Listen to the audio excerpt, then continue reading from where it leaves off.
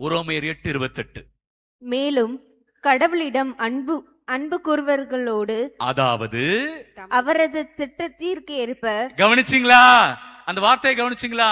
அவரது திட்டத்திற்கேற்ப அழைக்கப்பட்டவர்களோடு, அவர்கள் நன்மைக்காகவே ஆவியார் அனைத்திலும் ஒத்துழைக்கிறார் என்பது நமக்கு தெரியும். அவருடைய திட்டத்தோடு ஒத்துழைச்சாலே விடுதலை நிச்சயமாய் கிடைக்கும். பாத்தீங்களா?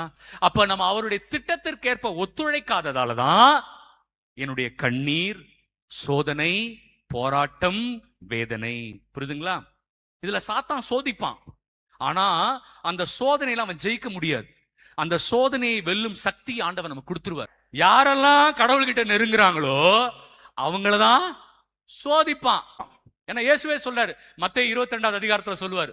இப்ப வாசிக்க வேண்டாம். மத்தேயு 22:32 சொல்லுவார். பேதுருவை பார்த்து சொல்லுவார், பேதுரு, நேத்து சாத்தான் என்கிட்ட வந்தான். என்ன சொல்றாரு? பேதுரு, நேத்து சாத்தான் என்கிட்ட வந்தான், உன்னை சோதிக்கும்படி என்னிடம் அனுமதி கேட்டான். உன்னை சோதிக்கும்படி என்னிடம் அனுமதி கேட்டான். ஏசு என்ன தெரியுமா சொன்னாரு அடுத்த வரியில? நான் உனக்காக ஜெபித்துக் கொள்கிறேன். அப்படின்னா என்ன அர்த்தம்?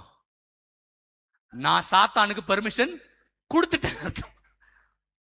ஆண்டவர் சாத்தானுக்கு என்ன கொடுத்துட்டாரு?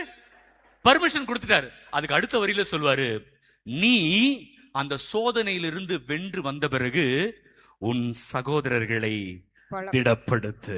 சில பேர் சொல்லுவாங்க, நான் ரொம்ப ஸ்ட்ராங் ஃபாதர், நான் ஆண்டவருக்குள்ளாக இருக்கிறேன், நான் ஆவிக்குள்ளாக இருக்கிறேன், என்னை யாரும் சோதிக்க முடியாது, அப்படிலாம் பீலா விடுவாங்க. கொரிந்தியர் 10:12 வந்துருச்சு, வாசிக்க மாட்டீங்க.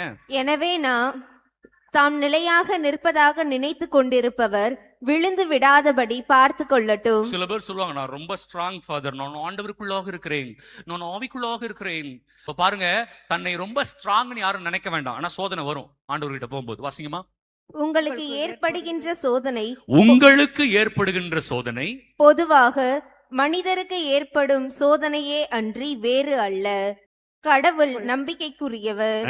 அவர் உங்களுடைய வலிமைக்கு மேல் நீங்கள் சோதனைக்கு உள்ளாக விடமாட்டார். அவர் நம்பிக்கைக்குரியவர், உங்களுடைய வலிமைக்கு மேல் சோதிக்க.